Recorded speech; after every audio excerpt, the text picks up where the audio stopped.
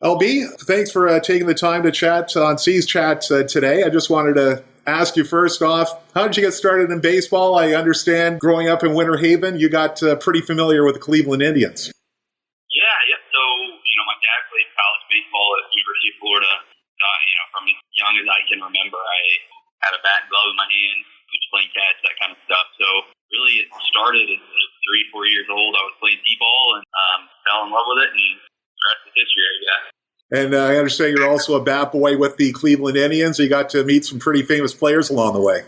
Yeah, yep. I actually in my office now have all those autographs, bats, and stuff that I collected from those days. So it was started in 4th grade and ran through 8th grade. So five full springs I got to do that. And Robbie Alomar was somebody you got to meet, someone who's very well-respected in Blue Jays lore, but of course he was also a pretty good player for the Indians as well. So what was that like getting to see him up front? Yeah, that was really cool. I mean, it was pretty surreal, when he became a Rover and I got to meet him, talk with him as a player. But yeah, as a bat boy, it was just all those guys were so cool. Watching Robbie Alomar and Omar Vizquel kind of up the middle was really cool, but then there was, Jim Thome was there, Kenny Lofton, Bob Wickman was a good closer back then. But yeah, Robbie Alomar was definitely up at the top of the list. And little did you know, you'd actually be sharing the same field with him on championship night in 2013 when he was on the field to celebrate with you guys. So kind of funny how it kind of came full circle for you. Yeah, no, I know. It's all pretty surreal looking back at how everything ended up playing out. Let's look at your baseball career getting us started. As you mentioned, you grew up in Winter Haven, then eventually found yourself with South Carolina and had a couple of really good years there before a junior college stint as well in Bradenton. Talk about your college career. Yeah, so honestly, coming out of high school, I was, on my baseball team was not one of the best players. I would say it's one of the top players, but, we had 8 or 9 guys who want to play college ball. So I was kind of disappointed to go to junior college because so many of my other buddies were going D1, but I knew I wanted to play in college, so I had to go the junior college route. First year in junior college was awful. I led the team in just about everything in the fall, and then came out in the spring and never really had a slump in my life, and I started, the first 10 games or something, I was hitting like 180. That season ended up being just, I almost hung them up, but luckily I stuck with it. Ended up going to play summer ball in the Florida Collegiate League, just a small summer league in Florida. Bounced back, won MVP of that league, and then my sophomore year at junior college was probably the best season statistically I had at any level. And then that kind of earned me a spot at South Carolina and went there, had a couple good years. The first year not as good, didn't hit for as high an average, but did hit some home runs. And we got to play in the college series, finished runner-up. And then my senior year kind of adjusted again and had a pretty strong senior year and ended up getting me an opportunity with the Jays. And then, from there, next stop was Vancouver. Before we get to Vancouver, I just wanted to talk about your time with South Carolina, going to the College World Series. What was that whole experience like for you? Man, that was like probably the fastest 2 weeks of my life, and I look back and it still seems like a blur even now. It was something you dream about, and every college kid in America talks about going to Omaha, and to actually be there. Omar Garciaparra was the keynote speaker, the guest speaker before all the games got started, and he said, remember that this is the closest thing you're going to get to the big leagues until you actually get there. And while I haven't played in the big leagues, I imagine that's true. Given most of my experience in minor league ball, it was, you're treated like royalty. There's fans at the hotel, you're signing autographs, getting off the bus, getting on the bus, huge stadium. So it was definitely on the top of the list as far as baseball experiences go. Anything else that stands out for you during your time at South Carolina? I have so many that I don't know how long you want to talk for, but the big thing for me was, growing up, I was a huge Florida Gator fan. My dad played ball there. And college football down here is huge. So I wanted to go to a place where there was a college football tradition, preferably in the SEC, because I wanted my kids to have that same experience growing up. And through the recruiting process in the fall, although I had that really good summer, I was coming off a pretty down spring season. I didn't get a whole lot of offers at least from Division I. So, I had 8 or 10 mid-major D1s and NAIA Division II schools. But then South Carolina came, and I ended up walking on. So I turned down a couple full rides from other schools to go walk on at South Carolina, which a lot of people thought was a pretty big risk. I was confident. So, that always just kind of going in as the underdog, that was something I'll always remember. And then that first year, I did, and it would be a super long story, but on the inside of our Powell Girl Series rings, there's a little imprint of my beta fish on every ring. We started to steer the fish. Whole phenomenon kind of took off. I took my little beta fish just kind of as a joke on a road trip. It kind of became like the rally cry for the team. We rattled off like 12 straight SEC wins, went from last to first. So he would, towards the playoffs and all that stuff, he was in the dugout for every game, which was just, you don't get that in pro ball. That was just one of those bizarre college things. So every time I look at my ring, I see his little imprint in there.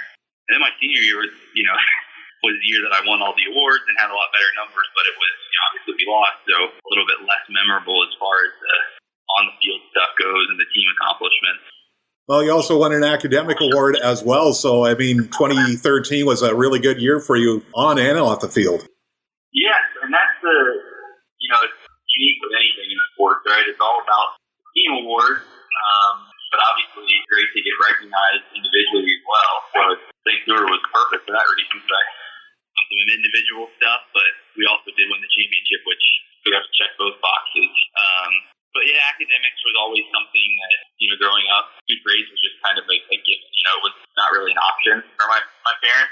You just had to do well in school. So I always prided myself on that, and that's probably the thing I'm most proud of, that Capital One Academic All-American of the Year from my time at South Carolina as far as individual accolades go. But, I also, if you look at the 10 or 15 finalists, I don't know how qualified I was to really win it. They had guys in there from Ivy League schools with double majors, chemistry and engineering, all this stuff, and I was a sports management major, but so was I worthy of the award? I don't know, but I'm definitely, it was a huge honor to receive. Very nice. I was coming across a video of yours the other day that was put together in South Carolina, and it talked about one game where you had a walk-off hit. Do you remember that game and the circumstances that surrounded it? I'm guessing it's probably the one we had in the playoffs or the regionals to beat Clemson. Down here, South Carolina, Clemson, it's huge. And I guess not on the football field lately, given their success and our lack of success. But, while I was there, it was just, they were great at baseball. We were getting better of them in all sports. So this was a game, the way the regionals are structured, it's 4 teams. And if you win your first 2 games, you're really set up for success. If you lose one of those first 2, you kind of have a long road. You have to come back and win 3 in a row. So we're playing Clemson, kind of a back and forth game. We ended up tying it up late, went to extra innings, and then in the 12th inning, we had runners on first and third pretty quickly. So led off the inning with our leadoff hitter, Joey Pancake, who played for the Tigers for a while. He got on. Evan Marzilli, who's still bouncing around within the Diamondbacks organization recently, hit and run, got him over. And then Christian Walker, who was the first baseman for the Diamondbacks this year, comes up, no outs. Everybody just assuming that, all right, we won. He popped up to, I think it ended up being shallow right, but second baseman or right fielder called it, but not deep enough to tag. So I came up next. Had a 7 or 8 pitch at bat, got to be where it was 2-2, and they brought in, so Clemson brought in their Friday night starter, their best arm out of relief, and just threw me a fastball kind of out over the plate. I was just trying to elevate something and short off the right field wall. Didn't quite get enough. Would have been a lot cooler if it did go over, but technically it was a walk-off single. But it's hard to describe it. That was probably the most tense game I've ever been a part of as far as just the tension in the stadium. Because the rivalry, and it wasn't even exciting to win as much as it was a relief. Just because we were the one hosting, we were supposed to be better, we were supposed to win. But yeah, that was another one of those memories there that's definitely up there in terms of all-time baseball memories for me. So getting to play in the SEC really kind of prepared you for what life was going to be like in Vancouver when you got here. I know you talked about the South Carolina fan base, but how would you compare the fan base over there to the fan base in Vancouver? Honestly, I don't want to say I enjoyed playing in Vancouver better, but I enjoyed the fan base there just as much, if not more, because from a playing perspective, South Carolina, the expectations were way high, almost unreasonably high by the time I got there. So if you played poorly, you could get some nasty stuff on Twitter, and, where Vancouver, it was all support all the time. Most of the fans were just going there to have a good time, but they were into the game. They knew what was going on. I enjoyed that because it was, it was so fun to go to the park in Vancouver. Of all the places I've played at, that'll always be special just because 2-3 months that I was there. Just a really cool place to play, cool atmosphere.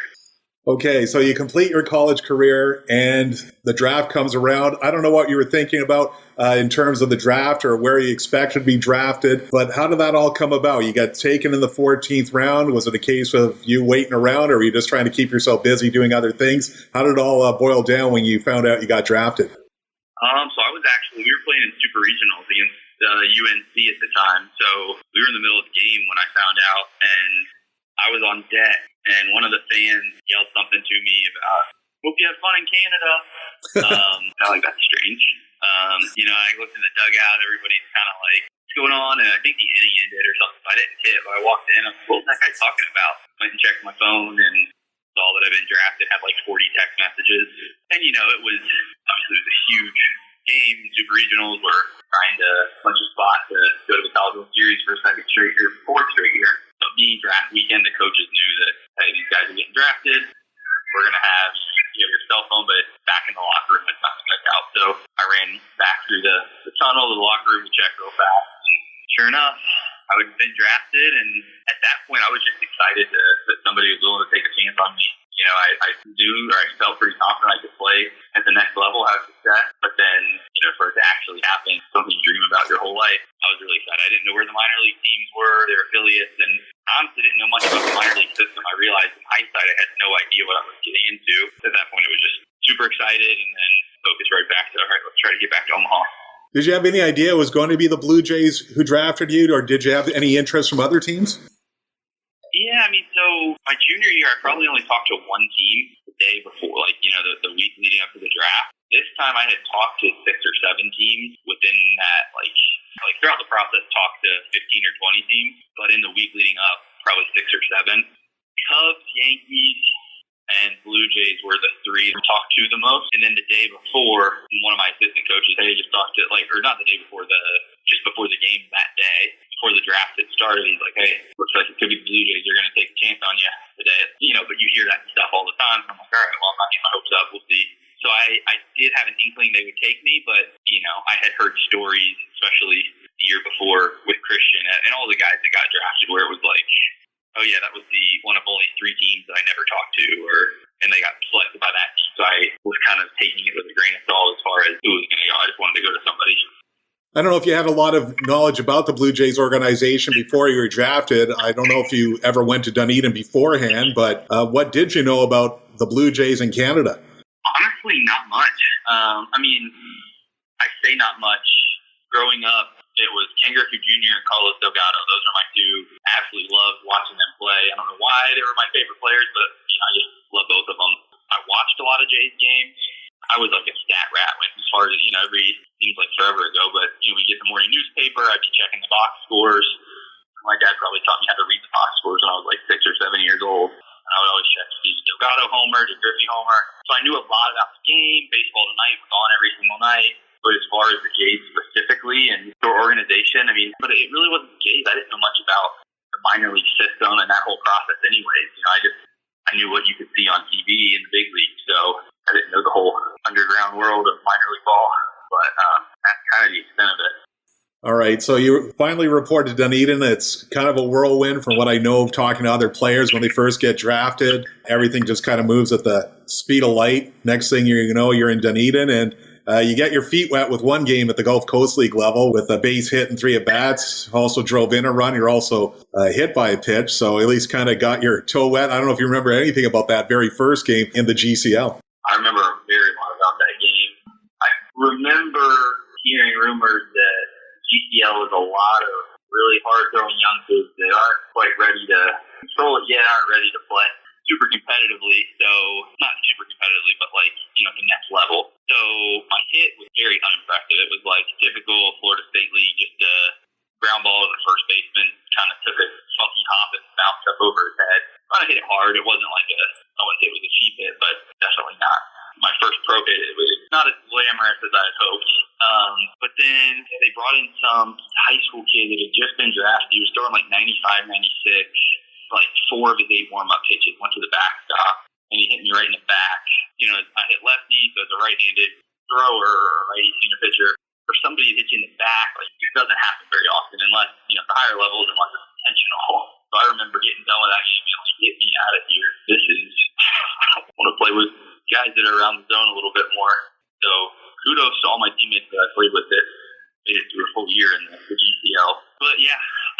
So I remember that game pretty vividly. Well, and you were batting cleanup that day, and who happens to be in the number 3 hole was Franklin Barreto, who goes on to the Oakland A's, and Anthony Alford actually was batting leadoff that game. And I see a couple other familiar names went on to the major leagues. Mark Leiter Jr. was one, and Jimmy Cordero, who started that game for the Blue Jays. He had a brief cup of coffee with the Jays. So, yeah, there were a few famous names that come out of your very first game in the pros. You eventually wind up in Vancouver a few days later. Was it just a case of waiting for the passport to finally arrive in the mail? Yeah, it was a couple things. I had dislocated my left shoulder. It was the second to last regular season week of my college career, so early May, probably 2 months before. And for my labrum, probably should have had surgery on it, but I was like, you know what, I'm not missing the playoffs. I'm not missing my first season of pro ball. I'll deal with that later. But at the time, the Jays weren't aware of that because, I missed having one game during that stretch. I just kind of played through it, and the way, throwing right-handed, it was my left shoulder, and batting left-handed was my back arm, so I could kind of release. I was able to kind of get away with playing through it, and then, they got there, and it was super loose, obviously, and, kind of painful, so I had to see a doctor, and then I also, I'm pretty sure the passport got in pretty quickly, so I think it was mostly just a physical. I went to get the passport the day after I was drafted. I went to a CVS and Chapel Hill, North Carolina, and got that taken care of. So, yeah, it's pretty much that. And then the flight, I ended up getting delayed for 10 hours in Minneapolis. I sat in the airport. Wow. Minneapolis for 10 hours. I didn't arrive. So they were playing in Spokane. I left, obviously, Eastern time. I landed in Spokane at, midnight, Pacific time. So it was a long day for sure. Get to the hotel and got some rest, and was the next day for my first game. Well, I guess maybe the one blessing with your shoulder issue is that you weren't playing third base at that point. You had moved over to first. What was that transition like, going from what they always call the hot corner to the cold corner? And I think the cold corner is pretty disrespectful to call first base because it's still an important position out in the diamond. But what was that transition like from third to first? Yeah, honestly, that's one of in hindsight, looking at my career, that's one of the things that I still have, I won't say regrets, but a little like, man, if I could do it over again, that would be something I would do. And it wasn't even the third base, really, because, so my whole career, I remember being in JV baseball. They told me, hey, varsity, you're probably going to play outfield. The way it shook out, I ended up playing third base, for my whole high school career, just because they needed me at third base. But my high school coach said, hey, at the next level, you're probably going to play outfield, where you're probably going to be. Junior college went there. They said, hey, we need you at third base, but just so you know, your next school, you'll probably end up playing outfield. So to South Carolina, and, I think I went 30 SEC games and made no errors at third base. So it was just kind of like, for me, that was justification, or not just, what's the word? Justification? I don't know. But validation, where you can't play at this level. Third baseman in the College World Series, hitting fourth. But if I'm being honest, third base was not my best position. It really was outfield. That was where I should have been playing. So when I ended up having hamate surgery in the fall of my senior year in college, so I missed most of our fall practice, and then they kind of eased me back in playing first base, and the way it worked out, we had a second baseman that, fast twitch guy, so they easily could transition him to third, or not easily, but the transition of moving him to third base was more natural than moving him to first base, where for me it was, hey, Dan's not fully right, let's just stick him at first, see what happens, and then, so I ultimately was drafted as a first baseman.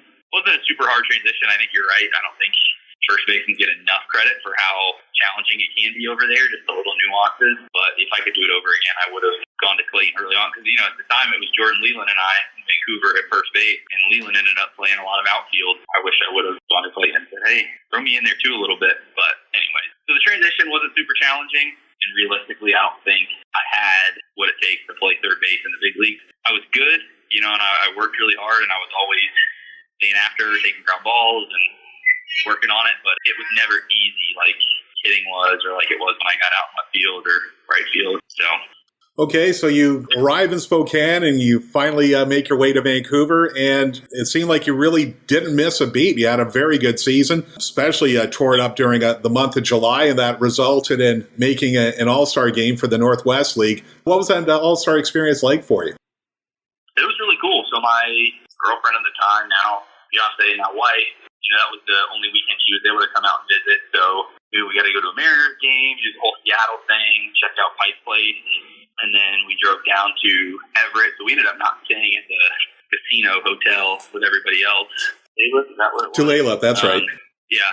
So we ended up not not staying there. We kind of did our own thing. But, it was really cool to do all that stuff at the Mariners game, go play. Home run derby was pretty embarrassing, which I would have performed better there. But did hit a home run in the game, which was nice. So it was cool. Anytime you get a chance to play in those all-star games, it's fun because guys kind of let loose a little bit more and we're just excited to be there. And it's not as intense as a regular season game or playoff game. Did you get a chance to, I guess, fraternize with some of the other players throughout the league? Is there anyone maybe who stands out that maybe you kind of got to know a little bit better? Off the top, the few that are not Canadian players, I had played against Hunter Renfroe. There were kind of four of us in the running for SEC Player of the Year. Hunter Renfroe was one of them. So him and I got to know each other a little bit in pro ball. That was the first week, or in college ball. And that was the first weekend that him and I got to hang out and talk. So we hung out some. And I'm obviously super excited for his success, what he's been able to do with San Diego and now with Tampa. So I'll still see him post on Facebook and stuff from time to time. Michael Talkman was another one. He played college ball with one of my buddies, Jason Lebevision. You probably know that. Right. And so him and Lev played college ball together. And I remember, as you get and you're looking at like batting title stuff and you get towards the end of the year looking at like MVP, I kept seeing his name up there as far as having a really high average. So him and I talked a little bit. And then I don't even remember the other guy. I can't even remember who it was. The guy that won the home run derby, left-handed hitter, he was really good friends with Mike Reeves. Dwyer. Him and Reeves hung out the whole weekend, so I got to hang out with him a lot. But that was most that I remember. Okay, so you come off the All-Star break and still getting down to the business of the regular season. And just taking a look at your stats, I think all of your 9 home runs, save for one, were all hit on the road. What was it like hitting at Nat Bailey Stadium? Because we always hear it's kind of a hitter's graveyard. It's definitely a pitcher's park. Yeah, it's huge out there. And I guess they've done some renovations. I remember joking with, we always joked about, well, of course they did that after we're done playing. Made it easier on these other guys to come and trying to take our job. But I don't remember if they did it. It doesn't even matter. Like, McBroom has more power than just about anybody, so I don't think it would have mattered where he played.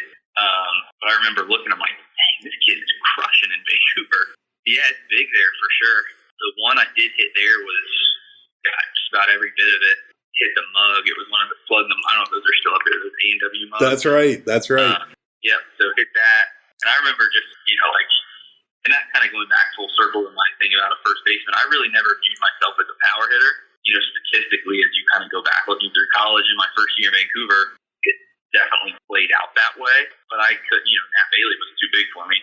I had a bunch of balls that I hit that I thought I got pretty well, and they're short hopping the wall. I don't know how many doubles I had that year, but I'm guessing I had a good amount just because I couldn't get the ball out of there. So on that one in particular, I remember hitting it, and I was sprinting around second because I didn't know it hit the root gear sign. I just saw the ball still in the field.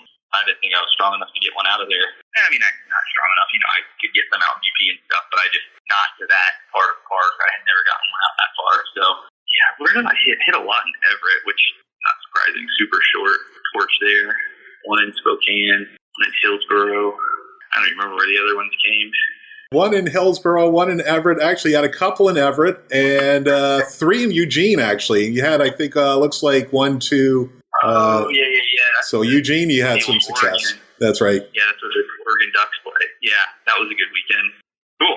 Well, I'll always remember your Vancouver home run because you made a lot of people happy that night as they got to go home with a burger and a root beer from A&W, and it was a legitimate, It hit the mug, and that's how I've always remembered it. As far as I know, I believe you're the only Vancouver player who actually hit the mug, at least from the games I've been there. And I know there was a visiting player or two who've hit it, but of course, you don't really get anything for that. So you made a lot of people happy that night. And Jeff Mooney, of course, the Canadians co-owners, he'll give some away, even if they don't come anywhere close to the mug. But yours was legitimate. So you made a lot of folks happy that night. Yeah, there we go.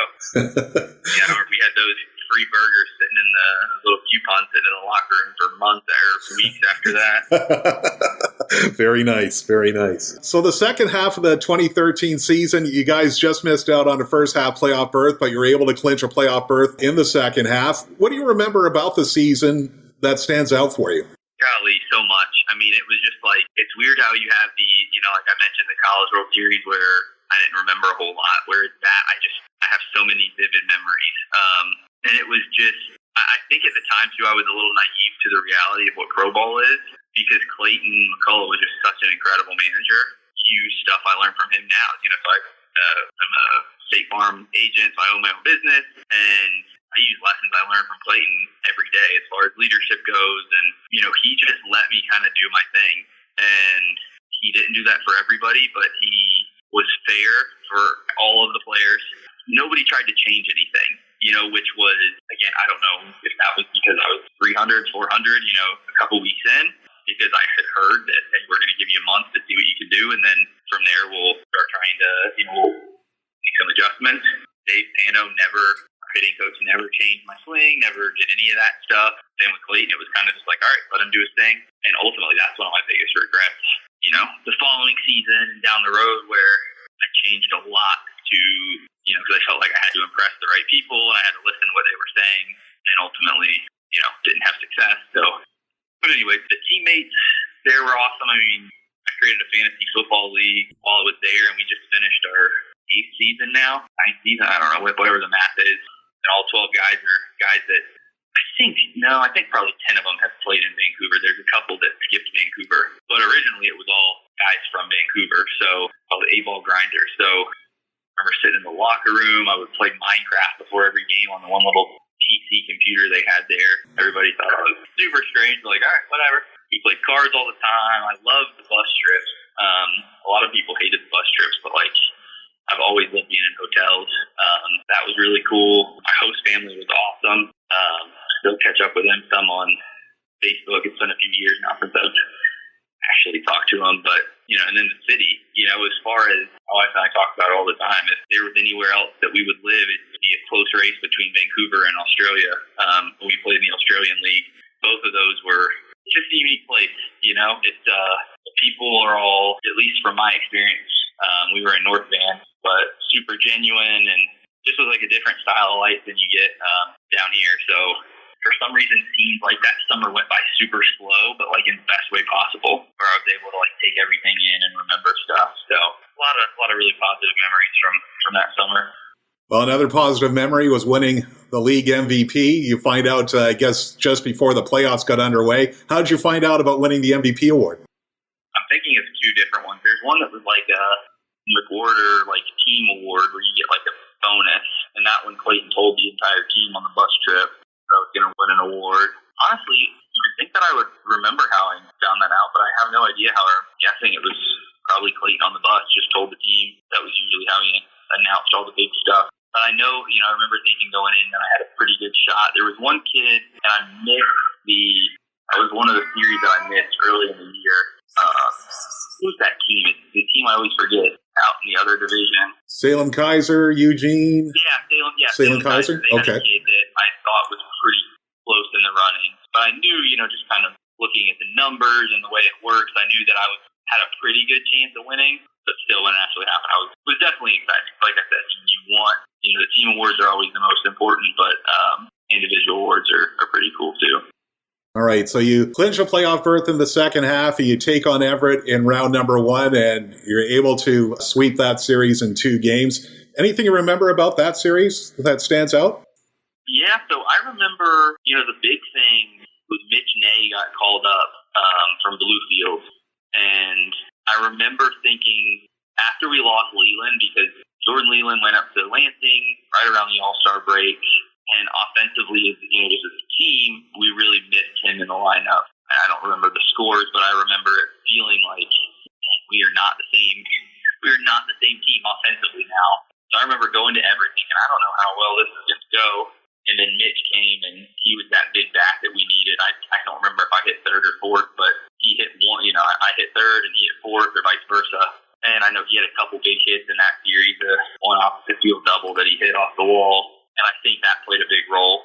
And then we also had Joel Lugo came in after Dickey got hurt. I think he added some firepower. And Tyro Laborde also got called up, which was another big arm that after Eric Brown and some others that had been there for the first half, on our staff were up in Lansing. So I don't remember the scores of the game. I know I remember hitting a ball that I thought was for sure a home run, and it didn't. It was off the wall. I think it was off Jake Silcan. He's a South Carolina kid.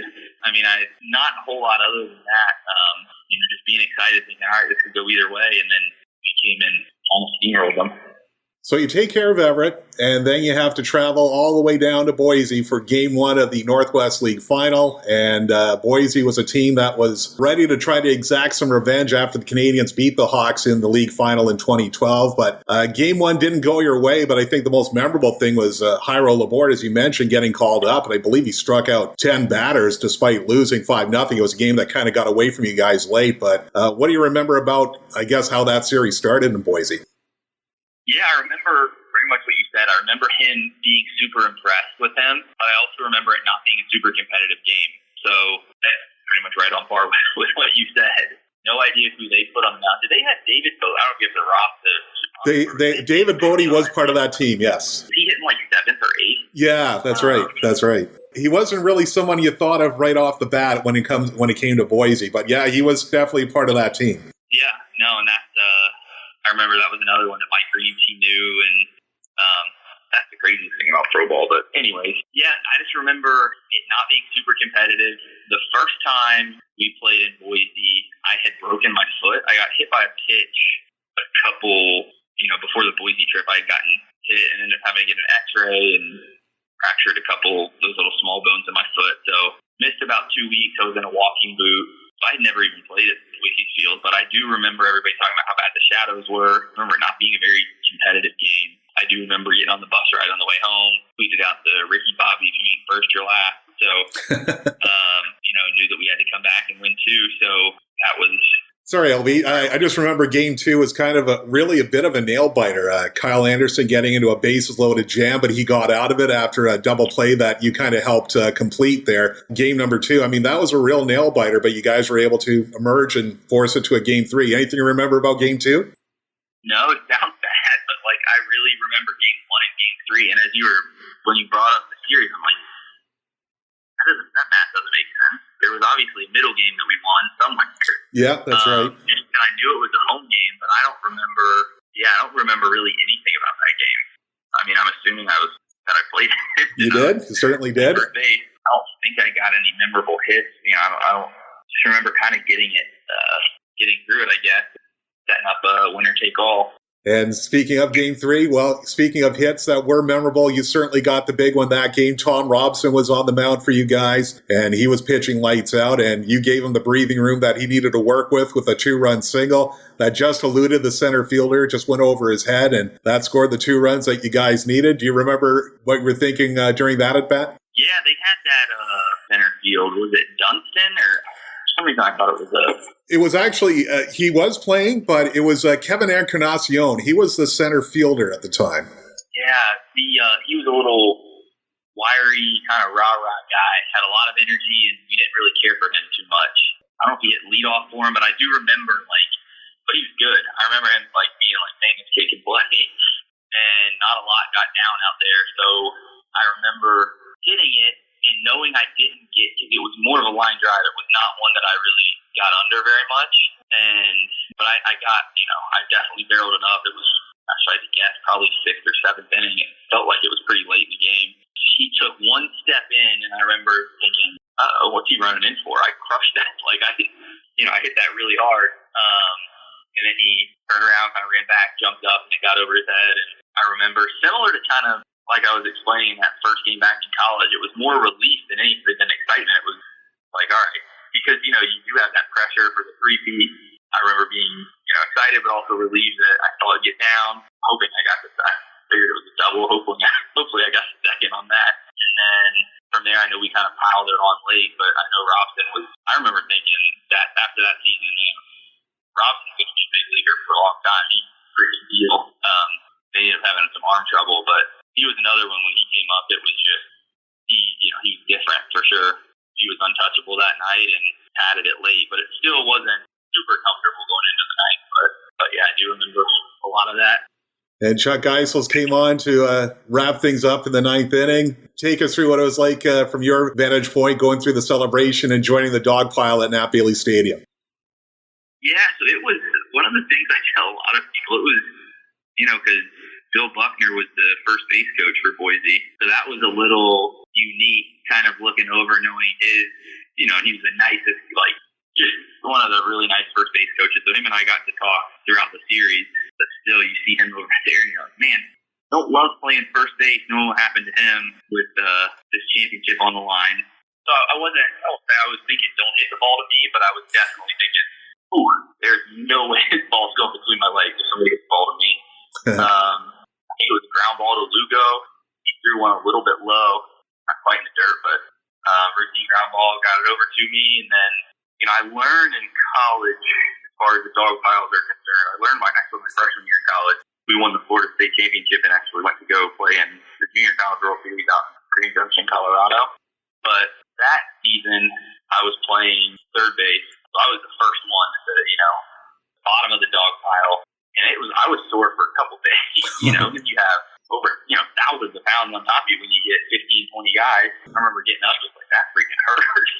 So at South Carolina and Vancouver and every other championship I ever won, I would always stall kind of out behind the pitcher's mound, let the bench get there first and then jump in.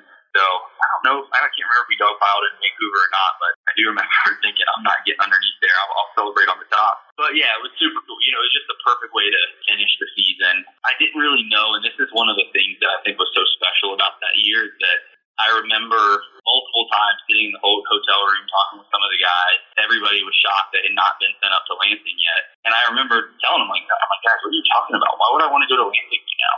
This is awesome. We're about to win a championship. I don't want to change teams. We're having a blast. And that was one thing that I got away from. And again, another big regret, just kind of how my career went out. I had no idea who any other first baseman in the organization was. No idea how anything was working. I was just having fun, enjoying every day, trying to win games and win a championship. And that was how college was, and that was how Clayton ran Vancouver. It was all about winning, and it's easy for me to say that, getting to play every day. And Clayton comes and pulls me aside and says, hey, just so you know, I'm going to need you to play every day. All right. Yeah, I don't want any days off. Because I do remember thinking that was one thing about Vancouver I thought was strange when I first got there was, coming to the field sometimes and I wasn't in the lineup. And I'm not playing today. It's college.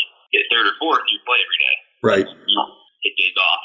Anyways, yeah, so that was kind of a long-winded way. I do remember with the celebration, for some reason, Charlie Wilson was one of the big ones I remember seeing, giving him a big high five and a hug.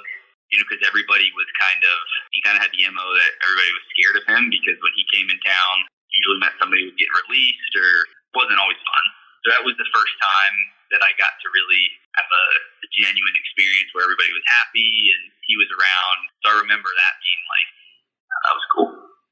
Obviously Clayton, all the guys, I'm sure there's a bunch of other people that were there. I did cut my hand on a champagne bottle in the locker room, so I don't think I had to get stitches, but I ended up in the training room while everybody else was celebrating in the locker room for about 20 minutes. Ouch. So I missed a lot of the locker room celebration because Reggie was having me in the training room trying to get my finger to stop bleeding, but still fun nonetheless.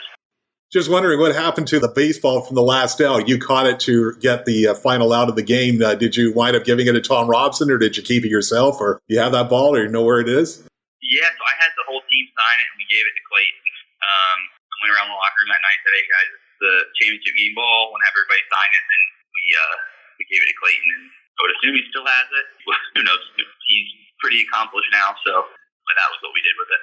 So you're certainly not surprised that Clayton McCullough is now with the LA Dodgers organization, where I understand he's going to be the first base coach for 2021. So I'm sure you're not surprised by that. No, I didn't know that, but that's awesome. I mean, he was, again, and my favorite thing about Clayton, and I tell my team that now, obviously now we sell insurance and not nearly as exciting as professional baseball, but, I tell my team about him all the time just because if he was going to ask you to do something, you had 100% respect because he would do it himself.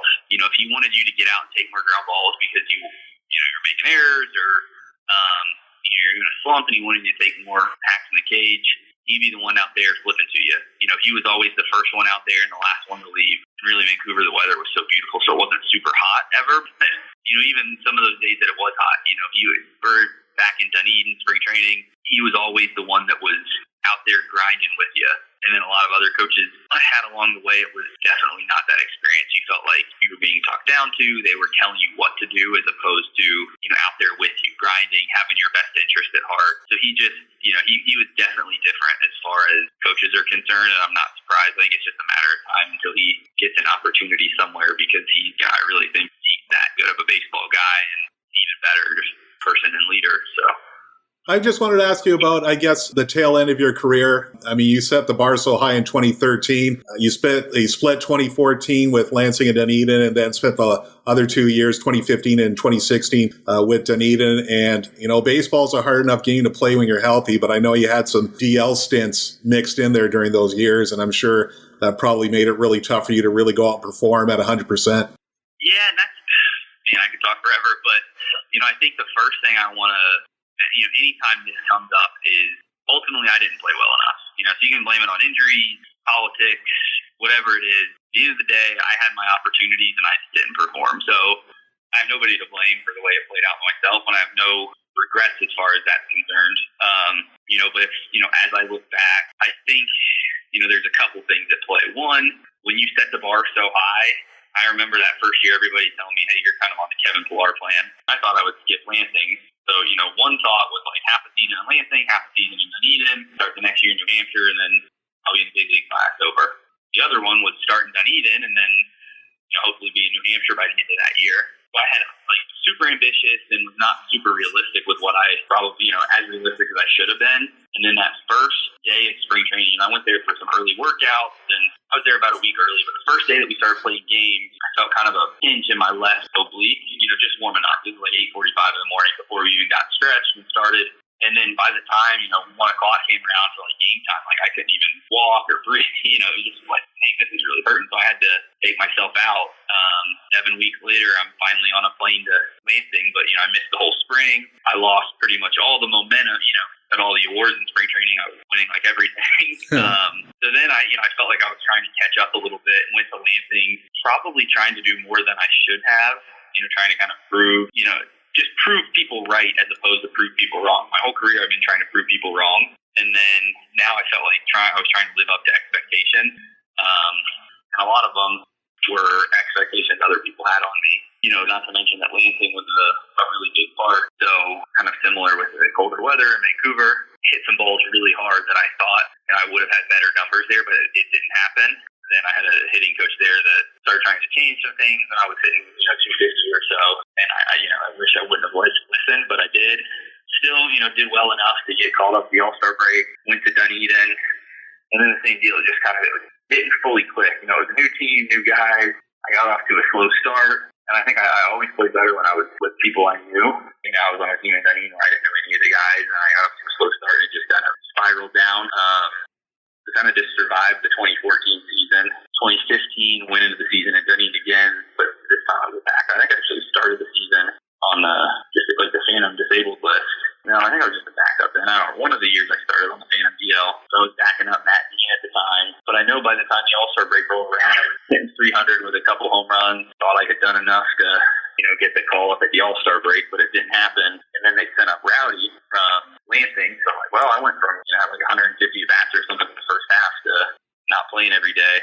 And then end of 2015, just that's what I said, I have no excuse. I got to play a lot in 2015, and I didn't have the numbers I should, but kind of tanked that last month of August. Went from, hitting up 280 or so to finishing the year in 250. Just not really doing anything. Did win the Community Service Award in 2015. That was cool. But I remember going back that off-season thinking, all right, this could be 2016 is going to be my last go, because as a 25-year-old, if I signed for $5,000, I knew how much money Rowdy got. I knew how much money Matt Dean got. I knew what McBroom was doing behind me. So I knew that 2016 was going to have to really be my year. So, and then it wasn't. I came out, and that was the season I started on the disabled list. Shoot, I'm way off. 2015, I started on the disabled list. 2016, I actually did have a really good spring. I lost 15 pounds that off season, and then I dislocated my shoulder again a week before we were supposed to report. And it was looking like it was between Hobson and I to be the first baseman in New Hampshire, and then he ended up getting the gig because I was out for another 8 weeks after that. Ended up getting sent to Dunedin in 2016, and just never really, I don't know, for some reason it never clicked for me in the Florida State League. It just was a little off, and kind of started with swing changes, tinkering back to 2014, and just always, I never kind of really found that groove again. And there's always a joke in Pro Ball Florida State League is where our careers go to die, just because there's no fans, it's so hot. I really think that energy of, South Carolina, Vancouver, these big places, that made it really easy for me to play. And not having that in the Florida State League, it just felt like a scrimmage all the time. And super long-winded.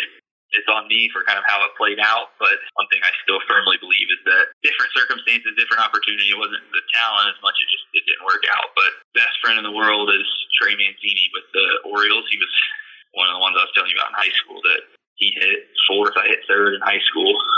Him and I will talk about it often. He's like, yeah, man, you and Mike Yastrzemski are very similar. I felt just needed the opportunity, but I never quite got the opportunity at the higher level. So, but it is what it is, and I am super grateful for all the experiences I've had and how everything's played out. So. And finally, and I'm sorry I've taken up a lot of your time as it is, I just talk about what you're up to today. I know you're in the world of insurance sales. How's that been going for you? It's been good. My dad's a financial advisor, and he said his whole life if he could do it over again, he'd be a State Farm agent. And for me, there were kind of three boxes I wanted to check with a career.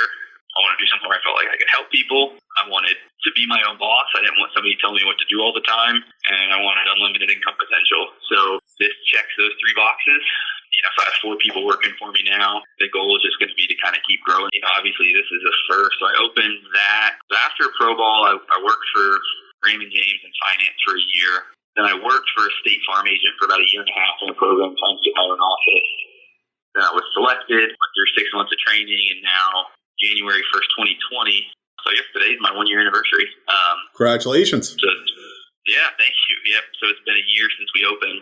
The unique thing with State Farm is that it's not important to a lot of people, but it is to me at least, where it's not like a lot of our competitors where you just buy in with a franchise fee or, basically the office goes with the highest bidder. With State Farm, they retain all the clients when an agent retires, and then there's a pretty stringent interview process so that they select the next agent. So I was super grateful to interview. I only interviewed once for an opportunity in Charleston, South Carolina. I was selected, and the goal is for me is to scale it up as big as I can, because really there's no cap on anything. So get to where I have 10, 15, 20 people working for me, and similar to kind of like a cruise ship, I always equate it to. My goal is just to kind of make sure everybody's in the right spot, and really easy for me. I just got to steer, and if I have the right team in place, it can afford me a lot of free time, and my wife, kids, and I to be able to travel. And just talking about this now, I'm already thinking I'd love to have like a rental property in Vancouver and be able to take the kids up there in the summer. So that's kind of, I think, the next step is how do I scale this up to something really big, to where, and I'm definitely a dreamer when it comes to that kind of stuff, but I definitely think this is just the start as far as the business world is concerned. It's a natural next step, and I've learned a ton about hiring people and, managing payroll, and because surprisingly, State Farm doesn't help you with any of that. It's all, I'm an independent contractor, so that's all me. So it's been definitely a learning experience this year, but I'd love to have multiple other businesses in the future. So that's the goal. But right now we're just trying to prep for a solid 2021 and build on what we did in year 1. Well, LB, I know I've taken up quite a lot of your time as it is, so I just want to say thank you so much. Thank you for taking the time to reminisce about 2013 with me and about your baseball career, and I just wish you all the very best in the future. Yeah, absolutely. Well, no, I really appreciate it, and thank you for allowing me to kind of relive it as well and giving me some of the numbers behind it, because it's easy to forget. I really appreciate it, and I enjoyed it.